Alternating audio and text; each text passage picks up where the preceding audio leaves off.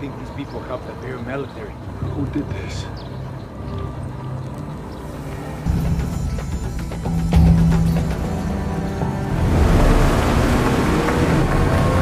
Put your hands up!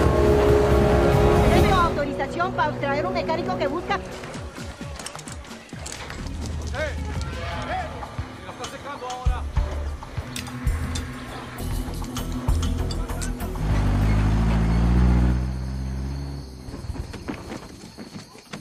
Come on, Roman, you got pull. You can get me a new generator.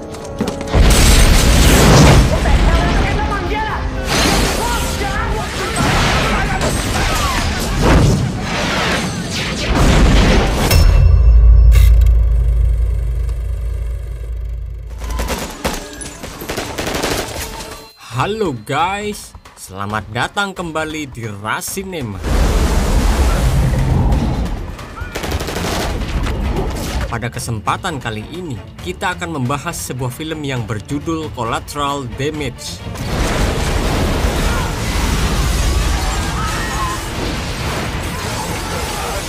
Film ini menceritakan tentang kisah pahit seorang pemadam kebakaran yang hidupnya hancur dan terpuruk saat istri dan anaknya menjadi korban serangan teror ria. Tanpa basa-basi lagi, langsung saja kita simak alur ceritanya. Film diawali dengan diperlihatkannya beberapa petugas pemadam kebakaran di bawah pimpinan seorang pria yang bernama Gordy Brewer yang sedang melaksanakan tugasnya.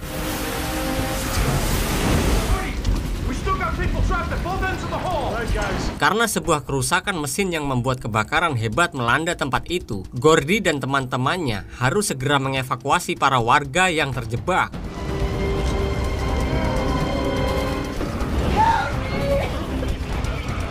Let's do it.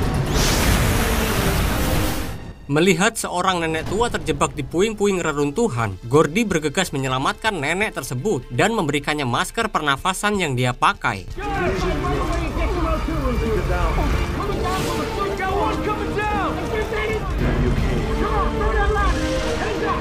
Selain seorang petugas kebakaran yang bertanggung jawab atas keselamatan banyak orang, Gordy juga merupakan seorang ayah dan suami dari seorang wanita yang bernama Annie Brewer dan anaknya yang bernama Matt Brewer. That is so cool. Sweetie, I don't think you should be jumping around. I think you should see Dr. Bob. Suatu hari, Annie yang akan memeriksakan Matt ke dokter meminta Gordy untuk menjemput mereka berdua saat pulang. Come on, you're all clean. Ooh, you're so sweet. See, I told you that doctor would. Setelah pemeriksaan Matt selesai, Annie dan Matt menunggu Gordy di luar gedung pemerintahan Amerika. Doctor would make you feel better. Terlihat seorang polisi baru saja datang dan memeriksa keadaan sekitar dan memberikan surat pelanggaran ke beberapa mobil.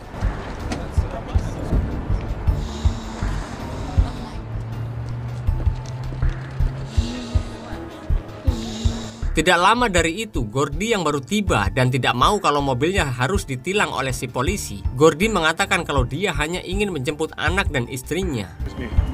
I'm just going to pick up my kid. Okay.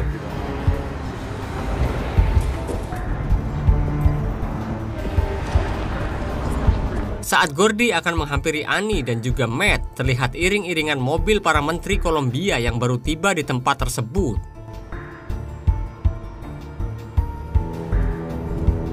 Hi, Daddy. Ketika semua orang yang ada di mobil itu sudah keluar, secara mengejutkan terjadi sebuah ledakan yang sangat dahsyat di beberapa titik.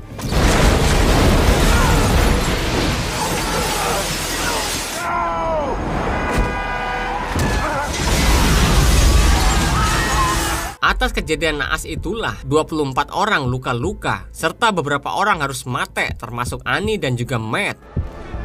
We're gonna need to start an IV line.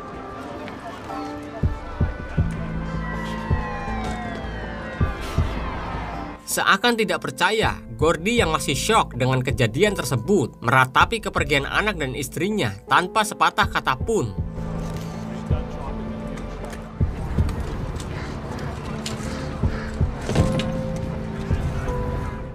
Dengan identifikasi singkat, para kepolisian memutuskan kalau itu adalah serangan teror RIA yang menyasar pada pejabat Kolombia serta agen intelijen Amerika yang baru saja tiba di depan gedung. Karena peristiwa naas tersebut, Peter Brand yang merupakan seorang agen CIA dan bekerja dengan pihak Kolombia ketar-ketir karena serangan teror RIA yang sangat heboh. I need to ask the secretary a few questions. He's a witness. You can shovel that on the press, but don't give it to me. Beberapa waktu kemudian, Gordy yang dirawat di rumah sakit dijenguk oleh beberapa teman-temannya yang mengucapkan bela sungkawa atas peristiwa yang dialami Gordy. Di tengah kesedihannya itulah, Gordy yang tidak sengaja mendengar percakapan dari kedua temannya menyimpulkan kalau pengeboman tersebut diakibatkan oleh seorang polisi yang melintas di hadapannya. Turner says the FBI knows the bomb was hidden in a stolen police motorcycle. I saw a cop. Tanpa memperdulikan dirinya sendiri yang masih sakit, Gordy segera pergi menghampiri para petugas FBI yang sedang memeriksa TKP. Melihat Gordy ada di sana, salah seorang petugas FBI mengatakan kalau pelaku pengeboman tersebut adalah seorang teror RIA Kolombia yang bernama Claudio Perini dengan sebutan El Lobo dan dijuluki sebagai The Wolf. Talk to him. Terrorist who calls himself El Lobo, the Wolf. Mr. Brewer, we appreciate you coming down. I shouldn't have been there. 5 seconds, maybe 10. Pada kesempatan itulah, Gordy menjelaskan kalau dia bertemu dengan Claudio saat dia baru saja akan menjemput anak dan istrinya. Akan tetapi, sayangnya, Gordy tidak sempat menyelamatkan mereka berdua dari peristiwa naas tersebut. Mr. Brewer, the bomber shouldn't have been there. Mr. Brewer, this is Peter Brandt, CIA Latin America. Mendengar pernyataan Gordy, Brand tampak ikut bersedih dan berjanji akan segera menangkap Claudio. Sebelum Gordy pergi, dia meminta kartu nama Brand apabila suatu saat nanti dirinya membutuhkan bantuan Brand.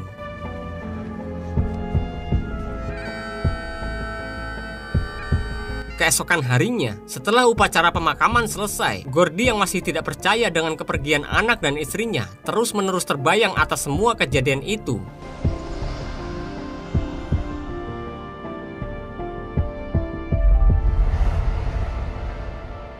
Saat di tengah kesedihannya, Gordy tidak sengaja melihat sebuah cuplikan berita yang menayangkan Claudio dengan sebuah kain hitam yang menutupi tubuhnya. Lalu, Claudio mengatakan kalau dirinya juga bertanggung jawab atas peristiwa pengeboman di beberapa tempat sebelumnya.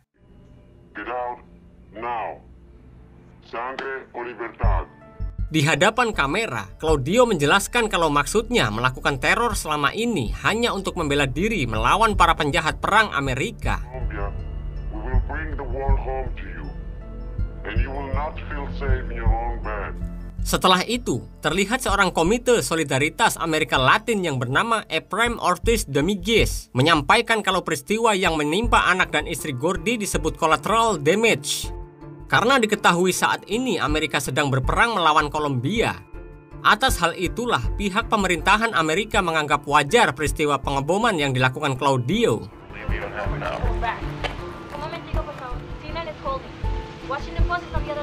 Mendengar pernyataan itu, Gordy segera mendatangi kantor di mana Ortiz berada. Di sanalah Gordy meluapkan emosinya di hadapan Ortiz.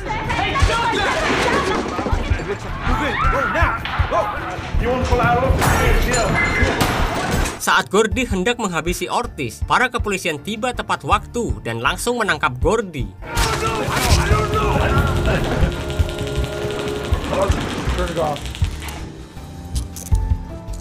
Gordy pun dibawa ke hadapan seorang agen FBI yang bernama Joe Pips.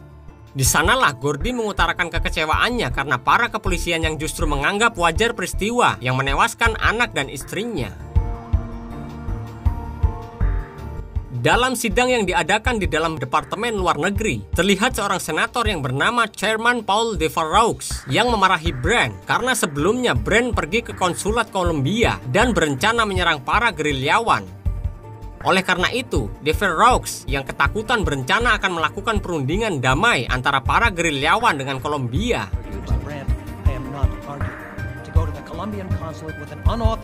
Mendengar hal tersebut, tentu saja Brand yang tidak setuju menolak karena itu semua adalah hal yang gila bernegosiasi dengan teror RIA. Karena ternyata para gerilyawan hanya ingin bebas menjual kokain tanpa ada seorang pun yang menghalangi mereka. Tidak mau korban jiwa semakin bertambah banyak, The Ferox menyuruh Brand untuk menarik operasinya keluar dari Colombia. Beberapa waktu kemudian, Brand mendapat telepon dari seseorang yang mengaku The Wolf, yang ternyata adalah Gordy. Gordy meminta Brand untuk menjelaskan di mana keberadaan Claudio saat ini. Mengetahui pihak pemerintah justru hendak berdamai dengan para teroria, Gordy langsung menutup teleponnya dan berencana untuk membalaskan dendam anak dan istrinya sendirian.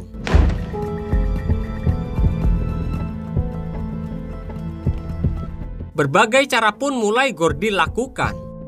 Dimulai dari informasi di internet mengenai para gerilya hingga meretas sistem keamanan pemerintahan untuk menemukan keberadaan The Wolf. Di tengah kesibukannya, dia dihampiri oleh salah seorang rekannya yang membawa seorang mantan penasehat militer Kolombia yang bernama Ed Kunz.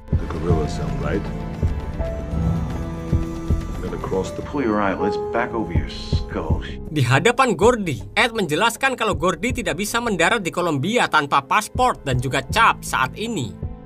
Atas hal itulah, Ed berencana menyuruh Gordy melintasi sebuah hutan lebat yang dia rasa tidak bakal ada patroli di hutan tersebut.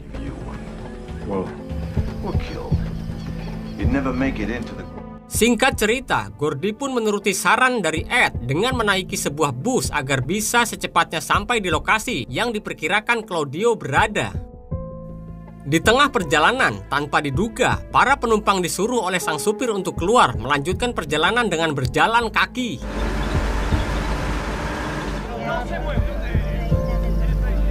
Ternyata itu semua dilakukan karena tidak jauh di depan mereka terlihat para gerilyawan yang menangkap dan menculik orang-orang kulit putih atau para turis untuk dijual. Mengetahui hal tersebut, tentu saja Gordy dan para penumpang pun mencoba untuk kabur.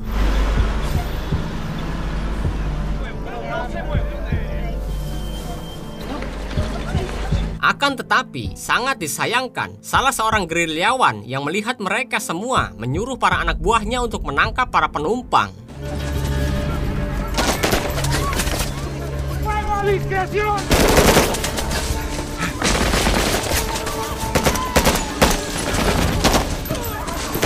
Saat ketiga orang penumpang hendak dieksekusi oleh para gerilya, Gordy tiba-tiba datang dan langsung menyelamatkan mereka.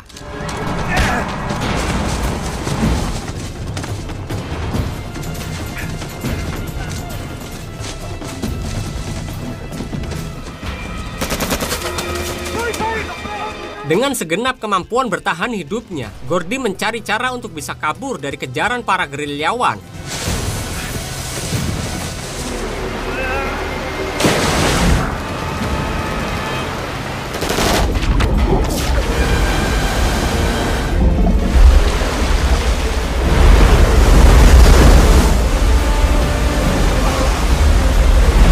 Keesokan harinya, Brand yang mendapat kabar dari seseorang kalau Gordy telah bertindak gegabah pergi ke Kolombia sendirian, lalu berunding dengan kedua temannya. Di sanalah mereka berencana untuk secepatnya menyelamatkan dan menemukan Gordy. Washington, you can't negotiate with terrorists. I gave you 12 hours before we find your fireman face down in the line. We know he's here. The guerrillas damn sure know he's here. Di waktu yang bersamaan, tepatnya di markas para gerilyawan, terlihat Claudio yang sedang memberi masukan pada kelompoknya, dihampiri oleh anak buahnya yang menyerahkan selembaran kertas.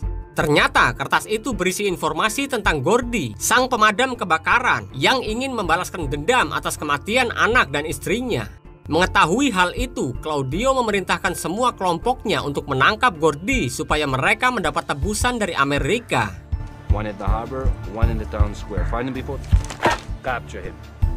We hold him for ransom. Sementara itu, di tempat lain, Gordy yang mengikuti arahan Ed agar menaiki sebuah perahu menuju wilayah para gerilyawan berada. The only way into the guerrilla zone. All roads end in Montclair. Setibanya di pelabuhan, atas informasi dari salah satu pedagang asongan yang melihat keberadaan Gordy, para kepolisian setempat langsung mencarinya.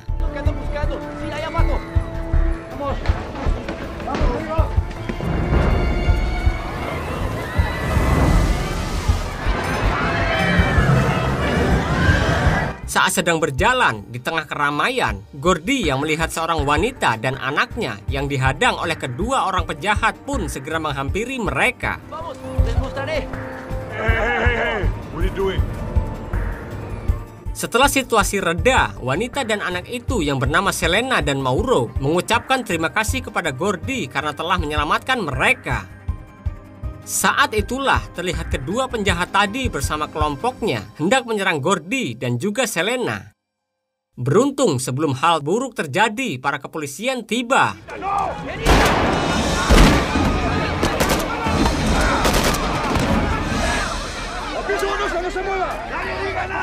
Atas peristiwa tersebut, Gordy dan beberapa penjahat tadi dijebloskan ke penjara. Di dalam penjara, Gordy dihampiri oleh seorang tahanan di sana sekaligus teknisi yang bernama Shane Armstrong. Di situ, Shane menjelaskan kalau sebagian orang Kolombia memburu orang Amerika karena orang Amerika yang mencuri pekerjaan mereka. The power that be found out what I do, they turn me into a sock in a jolly green. I'm just a wrench for hire.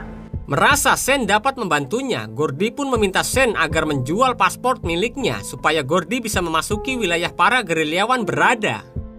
Akan tetapi, sangat disayangkan, tampaknya Shane tidak mudah tergoda dengan uang dan lebih memilih tidak menjual paspor pribadinya.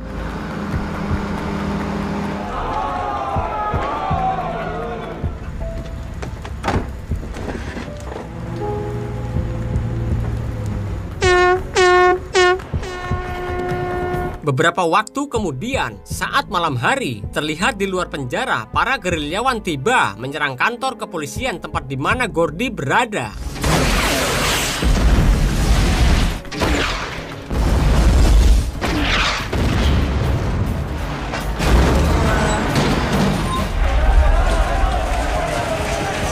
Setelah menghabisi sebagian petugas kepolisian, terlihat jelas Claudio dan pasukannya memasuki penjara kemudian membebaskan para tahanan di sana. Di waktu yang bersamaan, Brand dan pasukannya yang mendapat kabar tersebut langsung meluncur ke lokasi.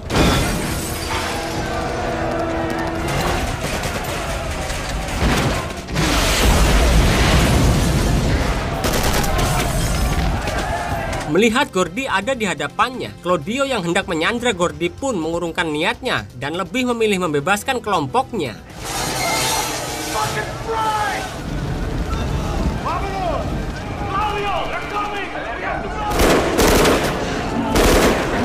Tidak lama setelah kepergian kelompok Claudio, dengan cerdik, Gordy merebut sebuah potongan baja milik salah seorang gerilyawan dan segera memotong pintu selnya. Saat api semakin membesar, disitulah Gordy menawarkan kesepakatan pada Shane. Jika dia mau memberikan pasportnya, Gordy akan membebaskannya dari penjara. Daripada dirinya mati hangus terbakar api, Shane pun langsung menyetujui kesepakatan tersebut.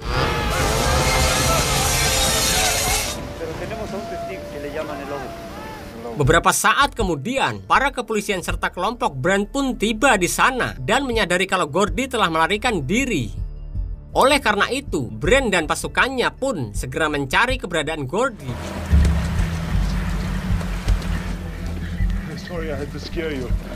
Di tempat lain, terlihat Gordy yang sedang bersama Shane melarikan diri melewati saluran bawah air. Pada kesempatan itulah Gordy memberi Shane beberapa lembar uang untuk informasi yang belum dia ketahui. Mendengar hal tersebut, Shane pun menyuruh Gordy pergi melalui jalur air ke wilayah San Pablo dan menemui kenalannya yang bernama Felix Ramirez, seorang gerilyawan yang membutuhkan pekerjaan. Tell me everything I need to know. The guy who takes me upriver, his name's Omar. He'll set you up. Dalam perjalanannya itulah, Gordy dikagetkan dengan ulah para gerilyawan yang menghabisi beberapa penduduk di sekitar danau karena mengira mereka bekerja sama dengan musuh.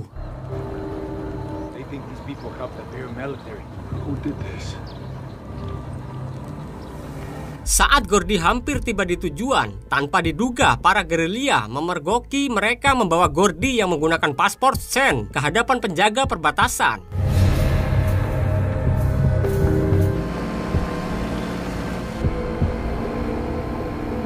Di hadapan si penjaga yang bernama Roman ini, Gordy mengatakan kalau dia menggantikan Shane yang saat ini ditahan oleh kepolisian. Tidak berselang lama, muncul seorang pria yang tidak lain adalah Felix yang tidak asing melihat wajah Gordy. You don't want me to fix your engine, just say so. I go back home. Oh, yeah. Says you, buddy. Look, listen. Setelah sekian lama memberi alasan agar penyamarannya tidak terbongkar, Roman mengizinkan Gordy untuk ikut bersama Felix. All right, here, put this on.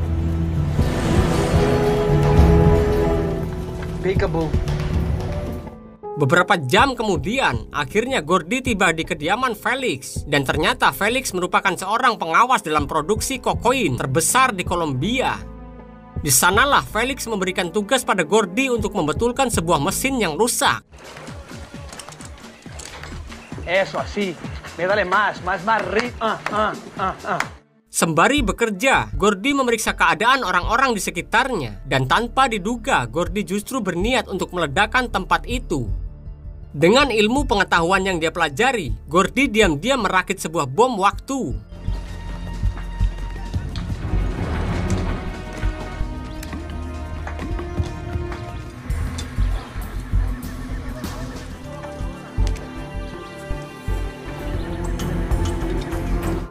Di waktu yang bersamaan, Roman diinterogasi oleh Claudio karena mendapat kabar dari seseorang kalau Gordy sudah tiba di wilayah San Pablo.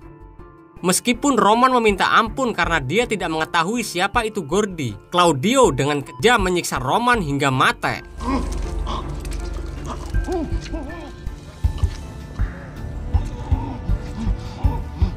3 jam kemudian, terlihat jelas beberapa gerilya datang menghampiri Felix dan menanyakan keberadaan Gordy.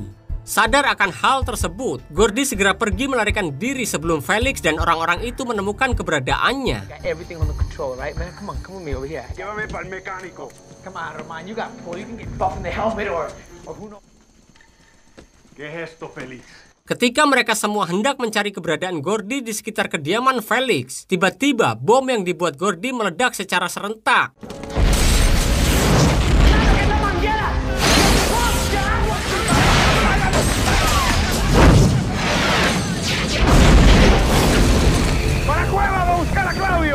Ternyata sungguh mengagumkan, Gordy berhasil bersembunyi di bawah mobil para gerilya.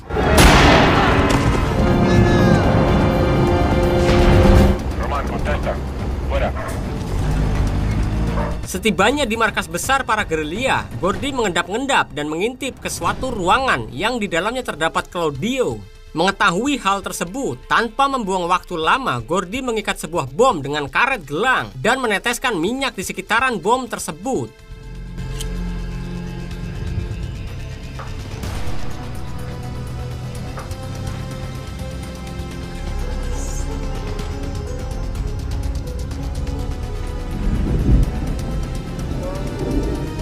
Dalam pelariannya itulah, dia tidak sengaja melihat Selena dan juga Mauro. Di sanalah Gordy menjadi teringat kembali dengan peristiwa pengeboman yang menewaskan istri dan anaknya. Tidak mau Selena dan Mauro berakhir tragis sama seperti keluarganya, Gordy segera memperingatkan Selena untuk menjauh dari tempat itu.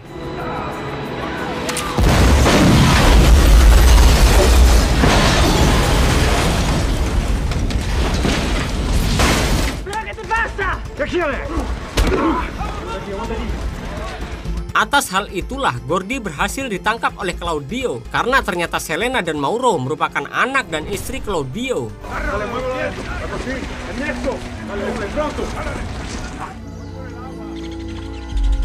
Keesokan harinya terlihat Claudio dan beberapa pasukannya menghampiri Gordy yang saat ini berada di dalam penjara yang mereka buat.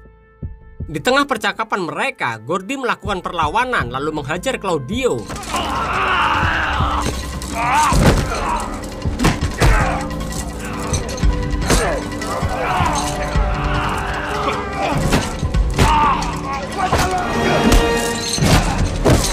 Di sisi lain, terlihat Brand dan kelompoknya sedang membicarakan peristiwa ledakan besar di San Pablo semalam.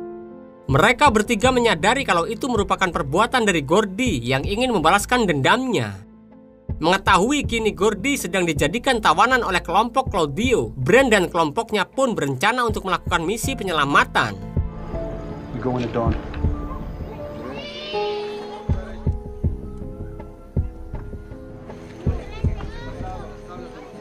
Sementara itu, Selena yang kasihan kepada Gordy, dia pun menghampiri Gordy dan membawakannya makanan sembari menceritakan kenapa Claudio begitu kujam. Ternyata Claudio dulunya adalah seorang guru yang sangat baik, hingga mereka pun memutuskan untuk menikah dan mempunyai seorang anak perempuan yang bernama Sophia. Mauro was orphaned that night, so I took him in. Akan tetapi, di suatu hari kebahagiaan mereka lenyap karena sebuah serangan dari militer Amerika yang membuat Sophia, anak mereka satu-satunya, harus meninggal. Dalam kejadian tersebut juga, kedua orang tua Mauro tewas di tangan para militer Amerika. Oleh karena itu, Selena dan Claudio yang kasihan kalau Mauro hidup sendirian akibat peristiwa tersebut, memutuskan untuk mengadopsi anak itu. Sejak saat itulah Claudio bergabung dengan gerilya, melakukan teror membantui habis beberapa pasukan Amerika.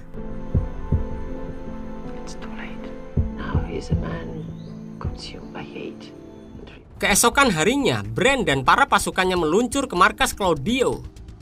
Sementara itu, di markas Claudio terlihat Selena yang percaya dengan Gordy, tanpa diduga membebaskan Gordy dan menyuruhnya untuk pergi ke Washington karena Claudio telah menanam sebuah bom di sana.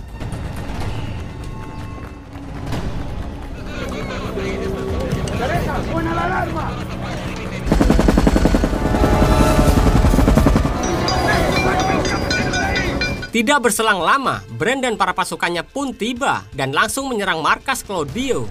Secara tidak diduga, Brand dan para pasukannya bisa membumi hanguskan para gerilya.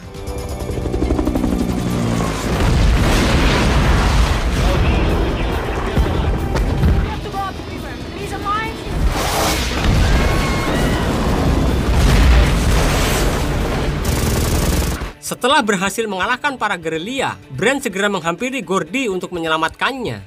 Lalu di situ Gordy menjelaskan kalau dia ingin membawa Selena dan Mauro ke kantor kepolisian karena mereka merupakan anak dan istri Claudio. Mengetahui kalau Claudio yang saat ini berada di Washington, tentu saja Brand langsung memerintahkan pasukannya kembali ke markas untuk mencari keberadaan Claudio.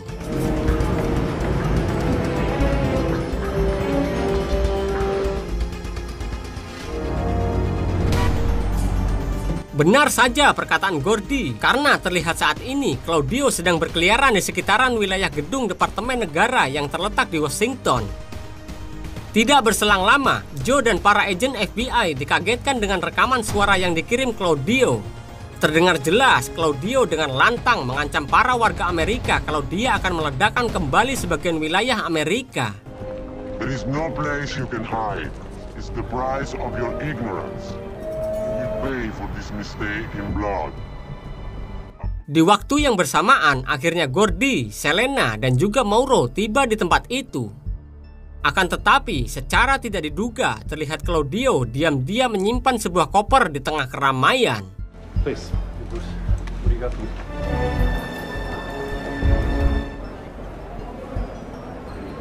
Looks an awful familiar. Please give us the nod. Di dalam gedung Departemen Negara, Selena menjelaskan kalau Claudio akan meledakkan salah satu gedung di sekitaran wilayah Washington. Setelah melihat-lihat beberapa gedung di sana, akhirnya Selena menemukan gedung yang dimaksud Claudio yang ternyata merupakan stasiun. Union Station, you got that? This one. That one? Yeah. You could play the asshole. Atas hal itulah, Joe meminta cuplikan gambar dari setiap kamera yang berada di stasiun dalam 24 jam terakhir dan memerintahkan beberapa pasukan khusus untuk segera mencari dan menangkap Claudio.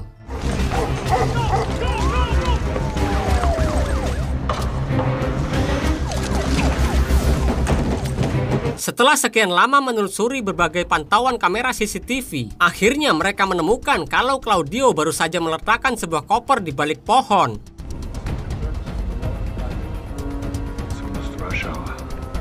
Sementara itu, ketika seorang pria tua yang tergiur dengan koper yang diletakkan Claudio, tanpa mengetahui pasti sesuatu di dalamnya, diam-diam membawanya ke toilet untuk dibuka. Let everybody know. Secretary Rand. Saat para kepolisian tiba di lokasi untuk mencari koper yang diletakkan Claudio, para kepolisian yang tahu kalau koper tersebut diambil oleh seorang pria tua langsung bergegas pergi mencarinya. Beberapa saat kemudian, Selena meminta izin pada seorang petugas wanita di sana untuk mengantarkannya ke toilet. Sebelum Selena pergi, dia sempat mengajak Mauro untuk ikut. Akan tetapi, Mauro yang tidak ingin meninggalkan Gordy menolak ajakan Selena. Di waktu yang bersamaan, secara mengejutkan, saat koper itu dibuka, para kepolisian tidak menemukan apa yang mereka cari.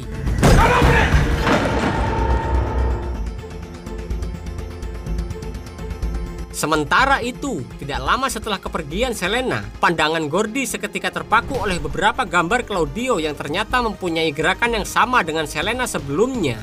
Menyadari hal tersebut, Gordy segera mencari keberadaan Selena untuk menghentikannya.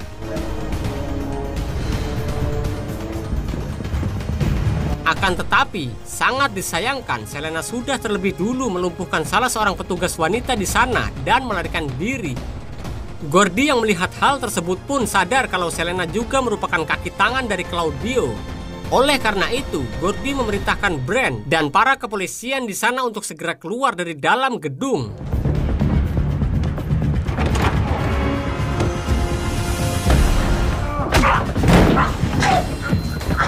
Benar saja, saat Selena menghubungi sebuah nomor permainan dinosaurus yang dibawa Mauro, dilempar oleh Gordy tiba-tiba meledak.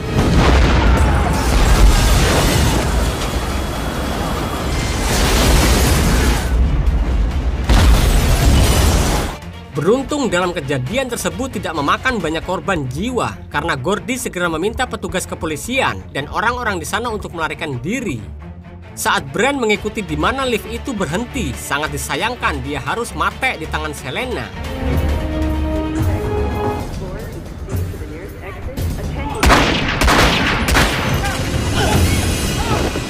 Menyadari hal tersebut, dengan nekat, setelah membuka paksa lift, Gordy terjun bebas menggunakan sebuah ikat pinggang yang dia pakai. Setibanya di dalam lift, Gordy yang mengetahui kalau Selena berhasil keluar dan segera berusaha untuk menghentikannya.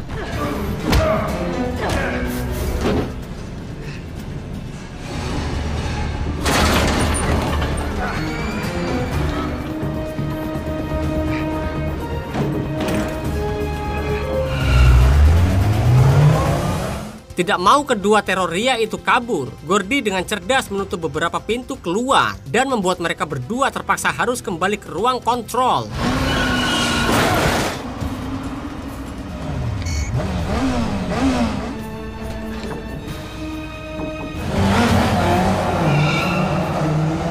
Sebelum Claudio dan Selena tiba, Gordy menghancurkan saluran pembuangan gas di sana. Tidak lama kemudian, Selena yang melihat Gordy akan kabur. Dia mencoba untuk menembak Gordy dan membuat gas yang memenuhi tempat itu seketika meledak.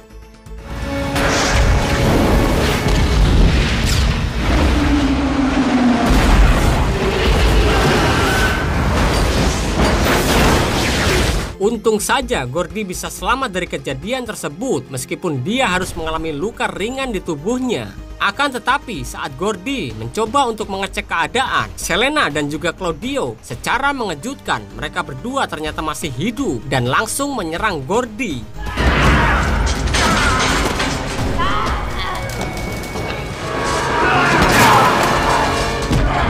Dalam pertarungan tersebut, terlihat Gordy meluapkan emosinya dan langsung menjunuh Selena dan juga Claudio sebelum Claudio meledakkan sebuah bom yang telah dia simpan di ruangan lain.